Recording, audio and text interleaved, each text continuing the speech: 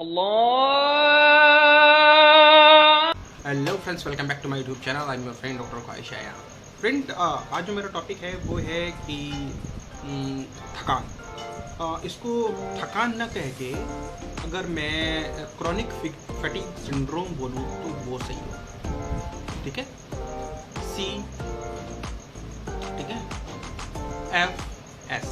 CFS means chronic fatigue syndrome. और fatigue एक ऐसी चीज़ है जिससे कोई ना कोई, हर कोई इंसान कभी ना कभी इससे जो है वास्ता उसका पड़ता है। लेकिन क्रॉनिक फैटिग सिंड्रोम क्या है वो आपको समझना है कि कब हो सकता है, इसका ट्रीटमेंट आपको कराने की जरूरत कब है, क्या है। तो ये सारी चीज़ों को जो है आपको समझना है। चलिए शुरू कर देंगे। क्रॉनिक फैटिग सिंड्रोम क्या है। देखिए फ्रेंड, आप जो है बहुत जल्दी किसी भी काम को कर रहे हैं, थक रहे हैं, या नहीं भी कर रहे हैं फिर भी थक रहे हैं।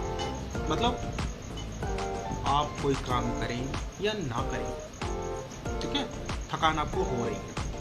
और ऐसी थकान हो रही है कि आप आराम कर रहे हैं, रेस्ट के साथ जा रहे हैं, आराम कर रहे हैं, ठीक है, सोकर उठ रहे हैं,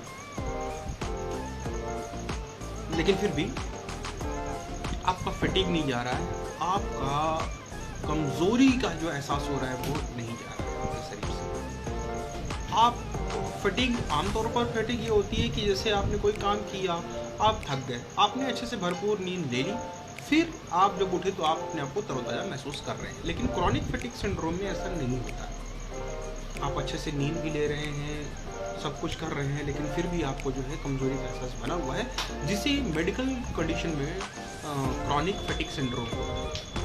ठीक है, अब अच्छा ये हो रहा है तो फिर आप अच्छे से खाना भी खा ले रहे हैं, हर एक चीज़ कर रहे हैं, बहुत ज़्यादा मेहनत भी नहीं कर रहे हैं। मतलब और ये भी बात और है, आप मैराथन ना काम कर रहे हो, ऐसा नहीं है कि आपने जिम के अंदर 6 घंटे मार दिए फिर बोल रहे हैं भाई मुझे तो फैटिग लग रहा है। ये फैटिग है। देखिए ऐसा नहीं है। फैटिग का मतलब ये हो रहा है कि आप सोकर उठ रहे हैं, रेस्ट कर रहे हैं, आराम कर रहे हैं, लेकिन फिर भी आपको जो है शरीर में वो कमजोरी बनी हुई है। जैसे कोरोना के टाइम पे भी ना लोगों को फैटिग बनी रहेगी, कमजोरी, इलनेस हो ही गई, और जिनको जिनको हो गई वो बहुत दिनों तक उससे उभर नहीं पाए। ठीक है, तो वो ऐसी हुई। अच्छा, अब क्रॉनिक फैटिग सिंड्रोम मैंने कहा कि अगर आप जो है आराम कर रहे हैं फिर भी आपको जो है परेशान हैं आप कि आखिर ऐसा क्या हो रहा है कि भाई हम नींद भी ले रहे हैं, सब कुछ कर रहे हैं, प्रॉपर डाइट भी ले रहे हैं, तो क्या हो रहा है। तो देखिए कुछ चीज़ें देखने वाली बात होती है। देखिए देखना ये होता है कि ऐसा तो नहीं है कि पेशेंट कोई साइकोलॉजिकल दौर से गुजर रहा है, किसी चीज़ का उसे स्ट्रेस है, कोई ऐसी तो चीज़ नहीं है जो उसके साथ घट रही है, जो मेलिग्नेंसी, कोई ऐसी चीज़ घट रही हो जो मेलिग्नेंसी। ऐसा तो नहीं है कि ब्रेन में कोई दिक्कत चल रही है, ऐसा तो नहीं है कि ब्रेन में कोई ट्यूमर हो गया, ऐसा तो नहीं है कि भाई पूरे बॉडी में कोई दिक्कत चल रही है, ऐसा तो नहीं है कि किसी को जो है थायराइड हो गया, ऐसा तो नहीं है ऑटो इम्यूनो डिजीज़ हो गया, ऐसा तो नहीं कि इम्यूनिटी जो है बहुत ज़्यादा हाइपर एक्टिव हो गई, ऐसा तो नहीं होगा कि उसको एंडोक्राइन कोई डिजीज़ हो गई। तो ये सारी चीज़ें देखने वाली चीज़ें होती हैं। ठीक है, ये सारी चीज़ें आपको देखने के साथ साथ आपको चेकअप भी कराना पड़ सकता है। अगर आप मान लीजिए कि अगर आप CFS means chronic fatigue syndrome से जूझ रहे हैं और गुजर रहे हैं, आप दवाइयाँ ले रहे हैं, मल्टीविटामिन्स ले रहे हैं, डॉक्टर्स ने आपको लिख दिया ये ले रहे हैं, वो ले रहे हैं, ठीक है, आप जो है मेटफॉर्मिन ले रहे हैं, हर चीज़ लेने के बाद में भी आपका जो ये फैटिग है नहीं जा रहा है, कमज़ोरी का एहसास है ये नहीं जा रहा है। इसका मतलब है कि आपके शरीर में कहीं ना कुछ चीज़ें घट रही हैं। जब आप इन सब चीज़ों को करा रहे हैं, ठीक है, और फिर भी कुछ नहीं हो रहा है, कभी कभी ये भी होता है कि इन्फेक्शन की वजह से भी हो जाता है। अब वो इन्फेक्शन कैसा भी हो सकता है, ठीक है, तो ये चीज़ इन्फेक्शन की वजह से भी देखी जाती है।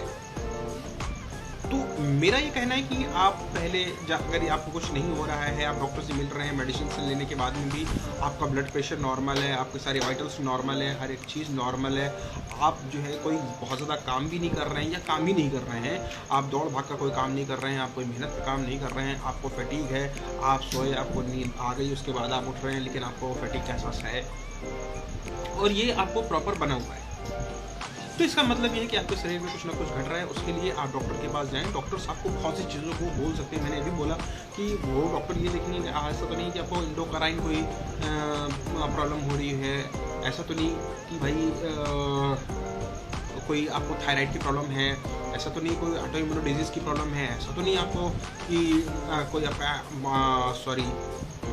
इम्यूनिटी सिस्टम बहुत ज़्यादा आपका हाइपर एक्टिव हो गया है, आपके ब्रेन के साथ तो कोई नहीं हो रहा, आपको साइकोलॉजिकल को तो कोई दिक्कत नहीं है, आप स्ट्रेस तो नहीं ले रहे हैं, या फिर कोई और ज़्यादा प्रॉब्लम तो नहीं है, या फिर आपके ब्रेन में कोई ट्यूमर या फिर कोई और चीज़ तो नहीं है, या आप कोई सीरियस तो मतलब नहीं हो रही, या आपको कोई गंभीर बीमारी जैसे कि किडनी, लिवर, हार्ट की बीमारी नहीं है, ऐसा तो नहीं आपको लंग्स की बीमारी नहीं है, सीओपीडी नहीं है, ऐसा जब कुछ नहीं है और ऐसा नहीं होता है, जब ये सारी चीज़ें अननोन निकलती हैं तो डॉक्टर्स फिर और भी चीज़ों पर जा सकते हैं, लेकिन पहले इतने में ही कुछ ना कुछ आ जाता है। तो मेरा ये कहने का मतलब है कि अगर आपको क्रॉनिक फैटिग सिंड्रोम जैसा लग रहा है कि मैं ये सब कर रहा हूँ, मेडिसिन भी ले रहा हूँ, हर एक चीज़ ले रहा हूँ, फिर भी मुझे आराम नहीं मिल रहा है, तो उसके लिए आप अपने नज़दीकी डॉक्टर से मिलें। ठीक है, आप अपने डॉक्टर से मिल सकते हैं, अपने आप सिविल हॉस्पिटल जा सकते हैं, आप अपने जो है आसपास के मेडिकल कॉलेज में जा सकते हैं, वहाँ भी नहीं जा सकते तो फिर आप कोई गवर्नमेंट हॉस्पिटल जा सकते हैं, सीएससी डॉक्टर जा सकते हैं, या फिर आप अपने फैमिली डॉक्टर से मिल सकते हैं। ठीक है, आप इनसे बात पूरी कर सकते हैं, अपने आप को बता सकते हैं, तो आपके लिए फिर वो चीज़ अच्छी रहेगी। लेकिन प्रॉपर मैंने देखा है कि कुछ लोग ऐसा करते हैं कि अगर उनको फैटिग जैसी लग रही है कंटिन्यू, तो उसके साथ ही जीने लगते हैं। ठीक है, फिर उनका रूटीन यह हो जाता है कि हमें ये लेना है, हमें वो लेना है, हमें मल्टीविटामिन्स लेने हैं, हमें ये लेने हैं, यहाँ तक कि लोग अब फैटिग का सहारा लेने लगे एनर्जी ड्रिंक से। तो ये बहुत ही गलत है। देखिए, अगर आपको बार बार ये हो रहा है और आपको बार बार किसी चीज़ की ज़रूरत पड़ रही है, और अगर आपको बार बार कहीं और से कोई और चीज़ लेनी पड़ रही है, तो वो चीज़ ख़राब है, बहुत ज़्यादा ख़राब है।